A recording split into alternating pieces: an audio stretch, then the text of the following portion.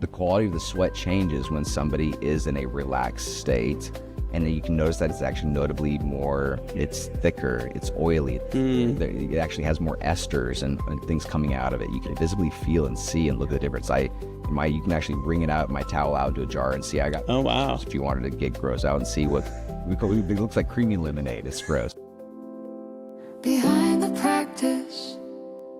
Hey everyone, welcome back to Behind the Practice. I'm Sean Quintero, your host today, and we have Ryan today. So Ryan, you have such a really interesting way of thinking about like body heat and how that impacts almost everything in our day-to-day. The only experience I have with body heat and my understanding is I know it needs to be 98.6%. Or degrees, sorry. And if it's higher than that, I got a fever. If it's colder than that, we got a problem. Tell me why there's a deeper meaning behind it. Absolutely. Yeah. Sometimes I feel like I'm taking crazy pills because I'm walking around. I go to these amazing biohacking events like here at the Boston BioLive conference but nobody seems to be talking about, they're talking about red light, infrared, all these different therapies, but the light that we make is real. So it's like you have this one camp of spiritual people talking about that we're light beings, and we have this very serious medical community over here doing very real deep research into light frequencies, and yet in the middle there's nobody talking about the fact the light that we actually make. Even Gerald Pollack, who discovered the fourth phase of water, structured waters, he called it exclusion zone water, and when he discovered that, even as he noted with that it was infrared light that made that happen. And in his research, even he didn't go beyond 3.5 microns. That's 3,500 nanometers of red light therapy. He didn't go beyond that. When I got the chance to ask him why, he says, "Where am I going to get it?" Because anybody and their dog can go buy, red light bulbs, diodes, LEDs. These things are very easy to acquire, but making something that's higher than that. So people haven't had the chance to actually really play with too much of infrared light therapy in the wavelengths that we make. It's much higher in the spectrum, right? So we actually make, so if we're looking at red light therapy goes from like 400 nanometers up to about 700, around 800 or so, is now we get into near infrared. Now that wavelength gets a little bit longer. Now we're up to, we start calling a micron. So around 1,000 nanometers, we just call it 1 micron. We go up to 20 microns. That's what we make. That's what thermal cameras make. And so in that range, this is the specialness, is that in this range, we have a wide range of molecules that all bend, stretch, and move based off of these wavelengths. Water, for example, proteins, peptides. How big are peptides right now? Yeah. Peptides all have these molecular bonds that move based off of the same resonant wavelengths that our bodies make into itself. And this is what I'm saying. We've been treating body heat like waste, and it's not waste. It's actually doing something on a very real level, on a molecular level, to keep the body moving, to keep water structured. Water, as we know it, bulk water, is toxic in the body. Water in the body is structured water. So what Gerald found was that structured water forms under this infrared light, but he didn't get the chance to study it in this higher range that we make.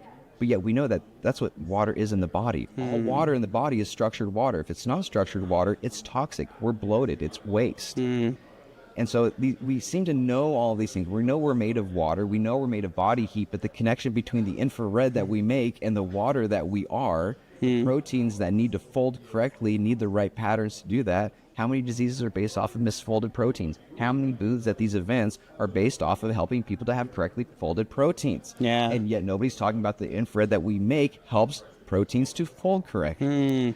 So like when the everyday person who is, not familiar with the science and also maybe not familiar with the spiritual side of light, they just know I have pain or I have I have a problem I need solved. What is the real benefit to them?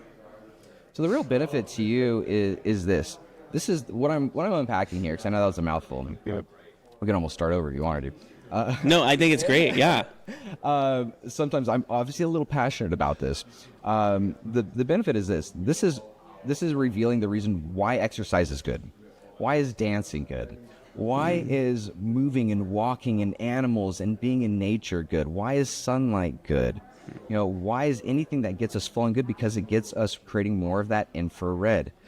when we get sick, we get a fever. So as we started off saying that the body fights really hard to keep us in a very specific range. Too cold, it's going to bump itself up. Get too hot, it's going to work to get itself here to operate in that optimal range, except for when we get ill.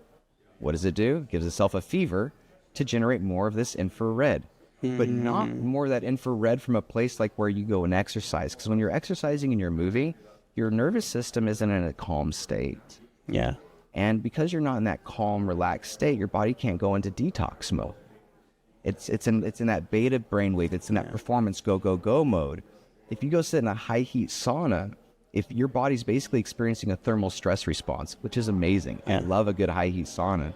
But to your body, it's a stress response. It's a hormesis event. It's a hormetic event. And so your body's not going into detox mode. Will you get some detox? Sure. Yeah. But the body isn't saying, hey, it's time to go into detox mode. That's what happens when we have a fever. The body's going into a relaxed state, and it raises this luminescence. The combination of that changes the quality of the sweat. So this is one of the areas that I'm doing research with. Thanks to Relax Saunas, who does fund my research. Thank you, guys. The quality of the sweat changes when somebody is in a relaxed state. And then you can notice that it's actually notably more, it's thicker, it's oily. It actually has more esters and things coming out of it. You can visibly feel and see and look at the difference. You can actually wring it out, my towel out into a jar and see. I got, oh, wow. If you wanted to get gross out and see what, it looks like creamy lemonade. It's gross. But the body wraps toxins in fat. It binds nutrients and toxins in these fats. And so if your sweat isn't fatty sweat, it's not really detox. Not that it is not having some detox effect. And all saunas are good. And so that's what I'm saying is that I'm actually simultaneously saying that this is why all saunas are good. All these things are good. And now we can understand why hugging is good, why cuddling is good, human connection is good. All these things matter. But also at the same time, now the science of a fever is actually kind of really being illuminated because pathogens, bacteria, not only do this band of infrared helpful for us, it's harmful to them. And so when you're in this relaxed state, you can do that. Your body's going into that purge mode. That's what the fever is. And the human connection element, I do believe, is real. And I think this is one of the reasons why, if I could change the medical landscape, if we could even just create rooms that had more reflectivity of this infrared, you wouldn't change the heat profile in the room that much, but the person would get more of this light. So that's one way that, again, thanks to the research, I realized I'm working on a nonprofit that can create low-cost ways of creating reflectivity in rooms and prisons and hospice and places like that, where without anything but just them being in the room itself, they're going to get that reflectivity coming back into them. Because their little tent is actually covered in like silver zirconium. Yeah. And it turns out silver is reflective of this infrared the same way that mirrors are reflective of visible light. Interesting. So it creates like this little cocoon effect. And so it creates like a bath effect. Yeah. And that's why it's like getting like this extra like deeper level of like relaxation and safety immediately, because you're not getting infrared hit at you from like different panels, like a shower with multiple shower heads. It's laying in a bath, and laying in a bath is radically different. It feels different laying in a bath than that, and that feeling of safety is again part of that, and that's why it's the only sauna that is used in oncology.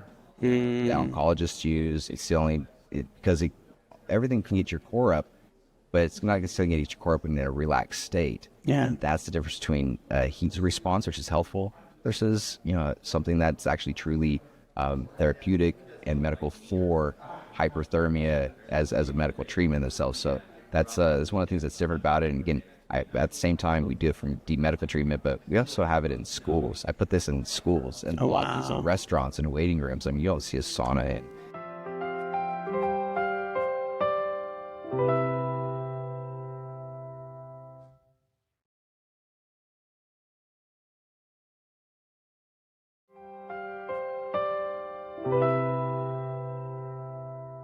You mentioned you're really passionate about it. Where does that come from for you? For me, holiday. Long healing journey. Long healing journey. It's really, for the longest time growing up, I felt like I was in, everyone else is on some inside joke that I didn't understand. And then as I grew up, I realized nobody knew what was going on here either. I wasn't alone. And that was terrifying. It's called depressive realism. It's actually something people can be diagnosed with. It is like, you smart enough to know how reality works, and it's depressing. because nobody's in charge. Nobody knows where it's going. Yeah. It's all chaos out here. And so I lived on the streets for years. I had substance disease type 2, went through Epstein-Barr, went through mono, went through a lot of different things, and came out of that. And along the way, what I realized is that what's the point of healing but to get back to play? And what if play is actually how we heal?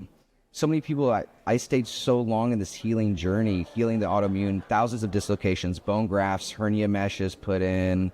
I mean, just the amount of things that I've gone through to put my body back together and to learn and to love my body even when it's falling apart, to love my brain even when it's tearing me apart, to build that relationship of love. There was a lot of darkness there. And coming out of that into the light, so to speak, learning how to cleanse the garbage out of my body. It's really hard to do the right thing when you don't feel well. Yeah. Really hard. And even if you do, you end up don't necessarily do it the right way, and you end up making things worse a lot of times. The true opposite is true. When you feel well, it's really easy to just be a little more elegantly do the right natural thing and have fun and play with things.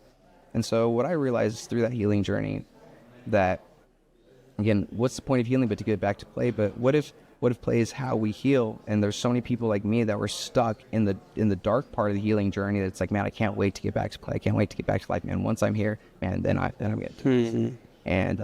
And that actually kind of kept me a lot sicker than I realized. And it's not our fault though. So while it may not be our fault, it is in our power to change so much. And it really does begin with having that relationship with yourself, with your food, with play and play with these things. So as opposed to seeing it as a deep protocol, something you have to follow. Because I was a behavioral scientist for a long time, and I did a lot with client compliance. And it's a shame how compliance is through the roof is so low, even for life-saving conditions. But if I get people back to just playing with it, you're just playing with a red light. It's just this, it's just that, it's just PIMF, it's just hyperbarics, it's just that, about 7 miles from here, we've got 12,000 square feet with about $3 million of healing tech here in Scottsdale, Arizona, the most advanced collection of healing technologies amassed here, probably in the West Coast. But we do it under this auspice of other places will edify a technology and say, man, this is the most amazing thing. This is going to change your life. And I realize as a behavioral scientist, that can be beneficial, but it can actually shut people down. So we have all this tech, and what's that? It's just PIMP. It's just rife. It's just compression. It's just pulsed laser. It's just cold laser. What's that? It's just thermography. Yeah. It's just this. Now we're free to play and actually start enjoying these things and join as a community. That's why I'm passionate about it. That's why I'm here, because, I mean, what's the point of being your own boss if your life's going to suck? You're the only one to blame. What's the point of this healing journey if we're going to just stay stuck in the misery of it? And let's just get back to play. People ask me, it's like, what's with the ukulele? It's like, well, why not with the ukulele? Yeah, I love it. That is amazing. As a musician, I am always appreciative of any musician that's playing, but that's amazing. And what an incredible journey to go from recognizing how important it is to have accountability and responsibility, maybe not over what happened to us, but what we do with that. And I just appreciate you for sharing your story and sharing your journey, as well as sharing this incredible insight around light and connection and the impact that it can have on all of our everyday environments. It's been pretty incredible. So I'll give you final word, 30 seconds. What's the lesson you want to last in the person who's watching this? You want it to last in their mind. Okay. So, quick mouthful, you might want to rewind this. DNA is a fractal antenna, meaning the antenna in your phone picks up a wide range of frequencies. Turns out DNA, Google this, DNA is a fractal antenna. Sitting here, your DNA is literally picking up on the infrared light that my body's emitting. It's resonating in your DNA and coming back. Insects' antennas are also shaped like a fractal antenna. So insects can literally pick up on, have you ever noticed a plant that gets eaten in a garden that the other one's not getting eaten? It's because that plant's infrared emissions, its own light, fluctuated. The insect's antenna could pick up on that light and guide it to that one, saying, this is the one that I want to go to. So if our emissions get weak, are we signaling to the world that we're prey? Or are we signaling to the world that, you see what I'm saying? The quality of the light that you're emitting actually matters. You have the power to heal. You have the power to track sickness. You have the power to track harm. You have the power. It's no actual joke. This is real. And the more that you detox, the more that you cleanse, the more that you work with your own body, the more that you do this work in this healing journey, we're just really building a relationship with yourself. And that's where the magic is. And get a sauna. Check out the Relax sauna. Obviously, it's my favorite because it's the only one making the light that we make. And I do owe them a lot. Relaxsaunas.com. And if you do buy one on the back end, you get access to me nearly every Tuesday. I go live with their users. It's part of my research contract with them, is that I go live and I teach deep on the principles, answer questions, and work with doctors, practitioners on how to implement it. And so, so that's amazing. I love it. To be here. Thank you so much. Well, thank you so much for watching. This has been Behind the Practice. I'm Sean Quintero, and we'll see you in the next episode. Behind the Practice is produced by Next Step Social and Podcasting and hosted by Katie Brinkley and Sean Quintero. A special thank you to our guests today. This episode was recorded live at the Boston BioLife Functional Longevity Summit. A special thank you to the team that helped make this podcast happen.